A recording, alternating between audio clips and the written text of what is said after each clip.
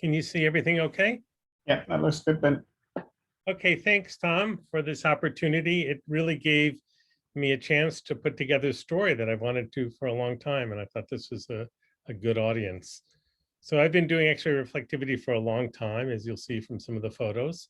And so I'm going to tell you about two things, science hiding in small features, mostly about the silicon oxide story that goes way back, nature of it. And we have a new instrument here for liquid surfaces.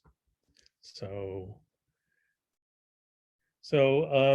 some of you may recognize Jens Nielsen, a much younger Jens in the picture, with Peter Pershan sitting at Lab at D4 at the Doris beamline. They've got a PDP-11 somewhere hiding. It's probably huge and with a small monitor. And they're running software called TASCOM, which most of you probably haven't heard of. These were very early days in the field, and they were studying liquid crystal and water surfaces. You'll hear something about water surfaces later on. Well, I was a postdoc at Harvard at the time, and we doing reflectivity work, and George Whitesides was studying files on gold. So I know a little bit about that from back then. And it was hard to do those things. They were interested in if we could apply X-ray reflectivity to that. And as Bridget Benoit pointed out, it's hard. There's a lot of scattering from the gold, especially when you put it on mica. So that's difficult. And I knew a little bit about silanes, and I suggested from liquid crystals and others that we try OTS. It was a system discovered by Jacob Sagiv, and previously ellipsometry had been the tool of choice. And so Ian Tiswell was the primary scientist. I don't have any pictures. This is probably taken 20 years later, I found on the web. And Steve Wasserman, who was a student in the chemistry department at Harvard, working with George, and had a long career in protein crystallography. So where does this term self-assembly came from? Jacob Sagiv sent this to me once, because this is from 1983 in a story from New Scientists. This was, they had published, I think, a Nature paper on this, and New Scientists sort of ran what would be a news in view, and monolayer films that assemble themselves. So Jacob hadn't used the word self-assembly, and nobody else had, and this is sort of the origin of this word assembly. And self-assembly comes from the idea that they assemble themselves. So this idea was actually coined by the journal, and this really predates any work done on files on gold. So we decided to look at silanes, OTS, which is a very simple system. So it has this SiO head group with 3 chlorines on it, and they hydrolyze and make this monolayer over here.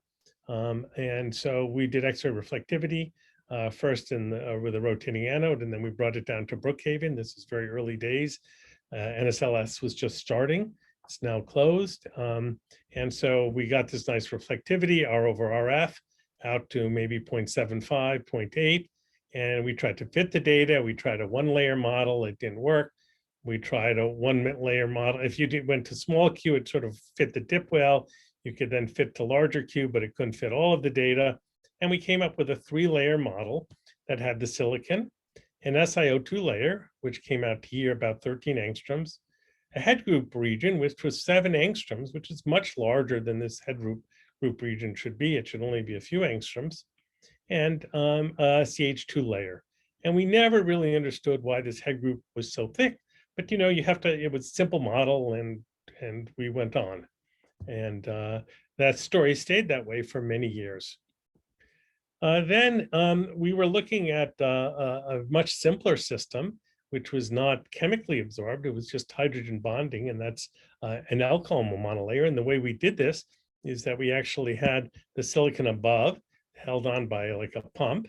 So there's a vacuum here, and we had alcohol below, and we kept these at the same temperature. So there's the vapor pressure of the alcohol, and you form a monolayer over here. And I'll tell you a little bit more about the temperature dependence. So then we went to the old model. My apologies. I couldn't hear what you said. That's my watch.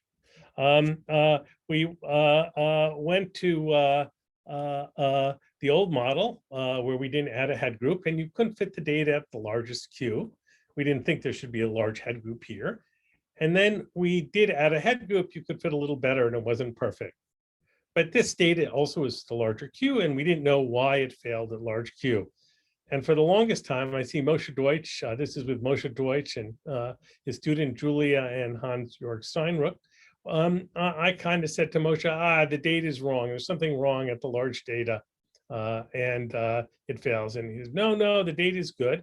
And he was right, as you'll see in the end. And it turns out it's going to be the wrong model. And yeah, this was troubling for a year. And you can see a picture of here of Diego Pontoni, many of you may know, and Julia.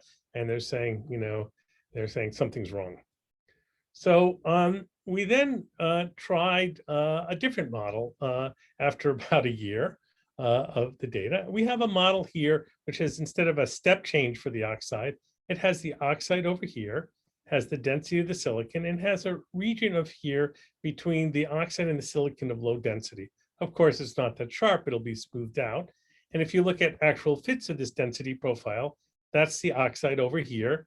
That's the silicon, and there's a little dip. So it just shows when you smooth it out, just a little dip in the density, and that changes the interference.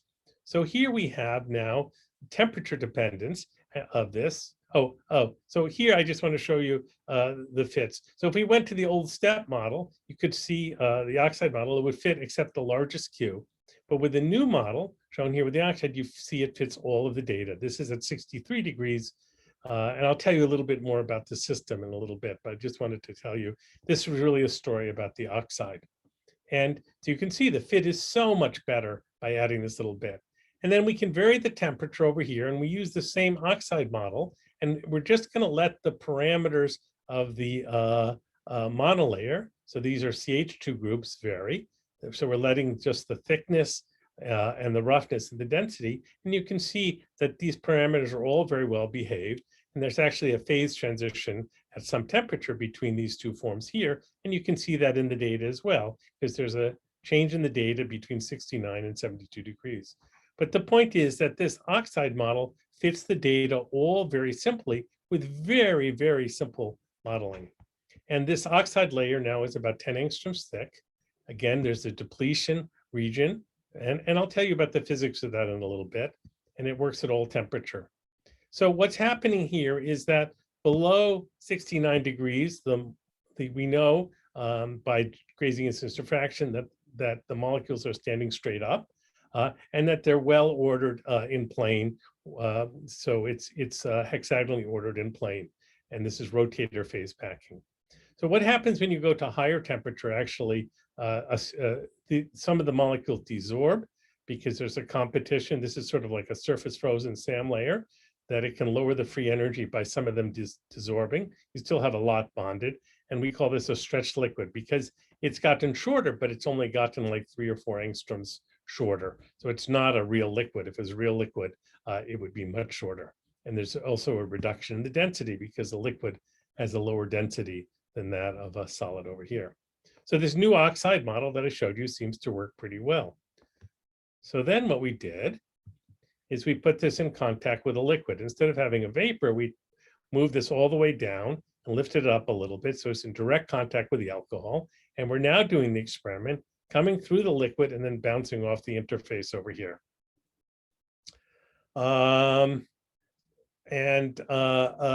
We then do the X-ray reflectivity, and it doesn't show as much features. We have the same oxide layer over here. We have the same sort of fit over here for this region, but now since there's a liquid on the other side, we had to add a little density depletion over here. And again, you can fit all of the data very well with this very simple oxide model. So, and it's kind of interesting because as I said, if you didn't have this dip here, you really wouldn't see any of these features with that characteristic length. So the contrast is really coming from this density depletion between this monolayer phase and the liquid of the same molecules in the bulk. And so you can fit the data very nicely. So again, the same oxide model works very well, and this sort of increases our confidence in this depletion oxide model. So that we decided to go back to the OTS. Hans was a graduate student, had taken lots of data on OTS and other silanes. So again, if you look here, here's the original model to Hans's data. The data is going much farther out. And so again, this works pretty well out to the data that they're taken in the Pershan group in the 1989 study, but farther out you can see it failed. And then we can go to this depletion model over here that I just showed you and add the large head group, and that works pretty well. But we finally came up with a model. This is sort of unphysical. You can then fit the data with this depletion model and with a very physical head group over here, and everything works out very perfectly. So what does this do? Of course, it's interesting, the physics of these monolayers, and these are sort of some of the simplest monolayers in existence. But this is important because it also increases our confidence in this depletion oxide model, because it can now fit the data for the OTS, and it's now fitting it with a very physical type of model over here. So how can we test this oxide model further? Well, you can't really test it by looking at this clean silicon in air for lots of reasons, but one is that organics build up with time and it's impossible to do it. So to get around this, you can put this in contact with a liquid over here, which we've done. And here we use the liquid called bicyclohexyl as the organic liquid. And we now do the X-ray reflectivity at the liquid solid interface. And we do it both for sapphire and SiO2. And so if you look at sapphire, you can fit the data with a very simple model. Of course, there's no oxide over there, and that works very perfectly. If we take just silicon, so here's the silic data on the SiSiO2, you can see now it has structure when you go farther out, and you can see that this just a silicon, no oxide doesn't work. If you take the old model, that's the 1989 step model, it works okay, but not perfectly. But now if you take the new model, the depletion oxide model, it really fits the data very simply. So in conclusion, really, that this provides additional confidence in this depletion oxide model that I showed you over here. So sort of in summary, this model is out. This paper, 2 papers were cited more than 800 times. There's hundreds of people who have used this model. It's not the correct model. And if you want to fit things on silicon, silicon oxide, this is the correct model. And I think it's very significant for a lot of people doing X-ray reflectivity and maybe neutrons as well. And that's why I'm showing you this story over here. So we've shown it that it works nicely on OTS, these alcohol monolayers, and simple liquids. So what's going on here? What's the physical motivation for this model? People actually have been trying to solve this problem for years and understand it. It turns out that between the Si and SiO2, there's sort of a bond density mismatch. There are various states of oxidation. There's lots of dangling bonds with hydrogen.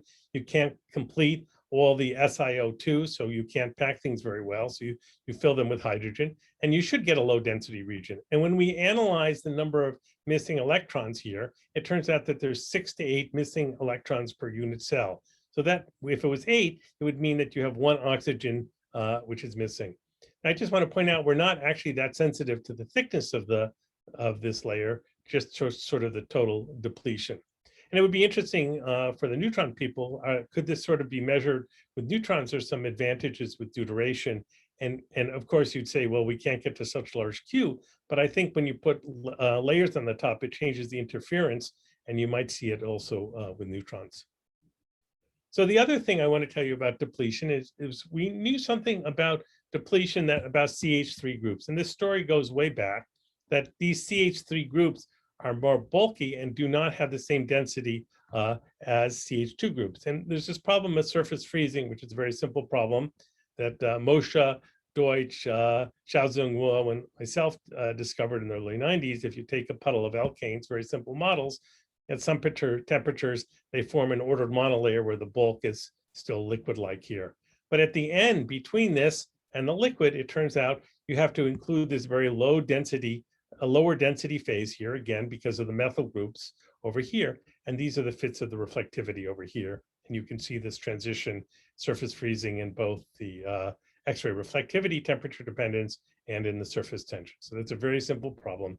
And these low density regions are important over there. Well, what is the origin of this low density? Well, you know that if you take alkanes, they will form a crystal, and along the CH3, they all have the same density. But of course, there's a density over here where they come together. Instead of it sort of being a peak, which we normally think about an increase in density when you see when you do crystallography, when you see diffraction, you see a decrease here, and it doesn't really matter whether it's one way or the other. And this thing may not be a square function, it may be something like this. And of course, if you take lipid bilayers where the CH3 groups come together, it's well known that you have a decrease in the density over here, and there's some characteristic width. And if you look at it, a good measure of this, again, is not delta D or rho, but it's the product of the two, which we call gamma, which is in units of electrons per angstrom squared. And you can see that both for the bulk alkanes, the rotator phases and lipid phases, that you get the same thing. And if you look at our more recent things for frozen sand monolayers or surface freezing, you see some sort of similar type of gamma over here. So taking into account this small sort of feature over here is really critical when you go to large Q to do the X-ray reflectivity analysis. So there was work done about maybe 10 or 15 years ago where people took these same SAMs, they put it against water, and they said that there was water depletion at this interface. And, you know, this got a lot of press and a lot of citations because water is always very sexy, and you can show something new about water, it garners a lot of attention. So they showed there was some depletion here, and they called this water depletion over here. But if you really take into account the bulky CH3 head groups that you have against there, and when you look at the numbers here, not just for the alkanes and the lipids, but for water, they gave a range of, and we calculated the gammas. You can see the gammas are very similar to what you observe over here. So you can really explain this depletion between a self-assembled monolayer and water, not by depletion of water, but really just the depletion of the of electrons due to these bulkier methyl groups. So that's the story here. So what happens at an oil-water interface? This is work we did with Masafu Koto about a little over 5 years ago, where we looked at water at the oil interface over here. Mark Schlossman had also done very nice work in this field. This is molecular dynamic simulation. And one of the things that you'll see from the simulation is that the molecules aren't standing up. Actually, they're lying down here, because you can see by this spacing over here. And we measured, here's R over RF for a number of different problems over here. But the bottom line is that there's really no depletion. So this is a depletion depth. You can actually fit the data with a depletion, but you have to add roughness. And you can add a little bit of roughness and not be unphysical. But if you add too much depletion over here, I'm not going to show you all the details. The roughness gets too large, and that's more than the capillary wave model roughness, and we think that's unphysical. So that's pretty much the first story. So that story is a 35-year-old story. And here's a 35-year-old story too. So that's the common thread here. Our first liquid spectrometer, which was the first dedicated in the world, it followed the one that was built by Jens in Hamburg in the mid-1980s. Was Peter Pershand and myself at Brookhaven, and that ran for about 30 years. Now we have a new instrument, a new synchrotron NSLS II, and we recently commissioned this open platform liquid scattering instrument, which we called OPLS. And it's the new kid on the block. So we're just having our first users in 2 weeks, official general users. So this, like Benoit said, is not a double bounce. It's a single bounce for liquids. It's shared with another beamline, so we only get about 30% of the time.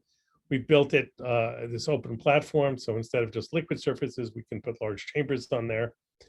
We've made it in a way that we can upgrade it to a two-crystal instrument as well, but we have a nearby wall, which you can't see over here, but this is the hutch, and that wall and pipe gets in the way. So anyhow, we can do X-ray reflectivity, grazing incidence, fluorescence, and GSAX and GWAX, and we have lots of flux, small beams, and can work up to 24 kilovolts. So there's a long history, as I said. We started NSLS back in 1986. There are many seminal papers from this instrument from Peter Pershan's group and with myself and Moshe Deutsch, and looking at liquid metals. All the first liquid metals work, some of it was done there. So when NSLS II came along, we proposed in part of this SMI project that it would be shared, a liquid instrument, but in 2015, the hutch was completed and they ran out of money. Then we came along and with Mark Schlossman, we proposed that we add the canted beamline here and they approved it, but there's been no funding and the start date is uncertain. In the interim, we're now sharing the beam with the backstation, which is the Sachs Wax. We're coming on, and we used a lot of instruments from a shuttered liquids instrument that we had built at the APS. So here's, I don't want to go over in much detail, but there's the back hutch. This is our liquids hutch over here. Here's the liquid sample. In the vertical, we're focusing on the liquid. In the horizontal, we're not, because we wouldn't get the whole flux. We have bimorph mirrors, and here you can see we've been able to focus down to 31 microns. Over here, we have a very defocused beams over there. There's still some imperfections, and we're trying to deal with it. So here's some of the instrument here. We have to bend the beam down, and after there's a crystal over here, it's a germanium 111 crystal. And then we have a flight path with the slits in the center. We have beam visualization. We actually have a diamond beam position monitor shown over here, so we can see that everything is tracking right.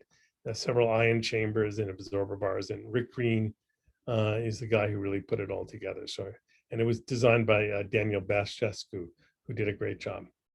So how well does such an instrument work? You have to tilt the beam downward and you still have to reflect off the beam. So here it is at different alpha up to 4 degrees, and you can see the rocking curve of the germanium crystal is all centered, and you can see that it's only drifting by 0.2 millidegrees over this whole range. So that's excellent. And you can see that by this, that the slit is also tracking very well. So all of the tracking is working well.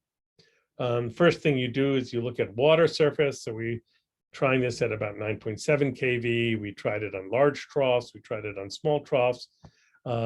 Just to point out, we have this lambda detector with gallium arsenide, which is great for working at a large energy. And here we have some of the people that I've worked with over the last year, Guillaume, Honghu, and Maria in commissioning this instrument.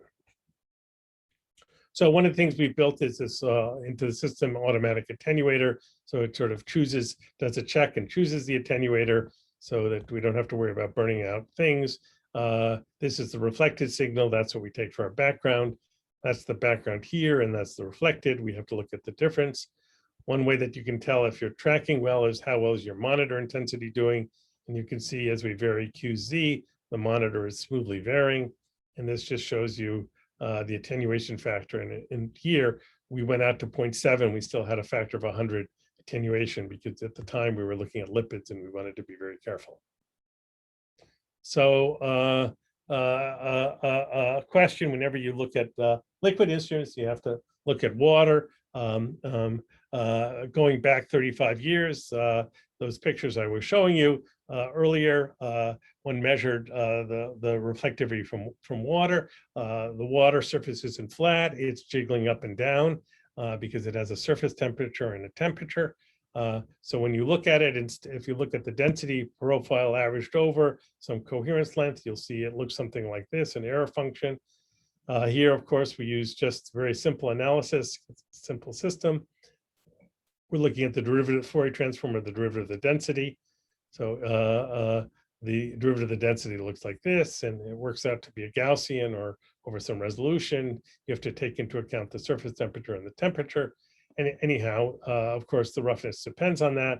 And one got something years ago about 3 angstroms. So here's our new data over here. We took it out to maybe 0.75 or so, 0.7 inverse angstroms. There's the Fresnel curve. There's the measured. Here's the fit point with 3.2 angstroms. You can see it looks pretty good. And the standard way of doing is showing R over RF versus QZ squared. And if it's a Gaussian like this, it should be a straight line, and we're getting 3.2 angstroms. So the bottom line is that the capillary wave roughness is still the same. So we've now entered general operations here. 30% of the time is for this station. We have 4 science commissioning proposals were assigned time this summer. We have a working Langmuir trough expected in the fall. And hopefully we will be able to build a dedicated beam line, but I think that's way in the future. And already we're fairly oversubscribed. We have about 10 proposals, 11 proposals for the next cycle. So there are many people that helped with this beamline. I'm just showing a few of them, and many people on the outside advisory committees like Philip Fontaine, Ole Love, and Mark Schlossman, and Daniel Besfescu is the engineer who built it. And here are some of the other names that were involved in this project. We also, just pointing out, we can do grazing incidence X-ray fluorescence. There's some preliminary results. You can see QZ over here. We also can do GSAX shown over here. And we have this modified Gibron trough. But I think that's less interesting to this audience. So I'm going to stop here. So thank you for your attention, and hope you appreciated a little bit of a history lesson on the oxide surface.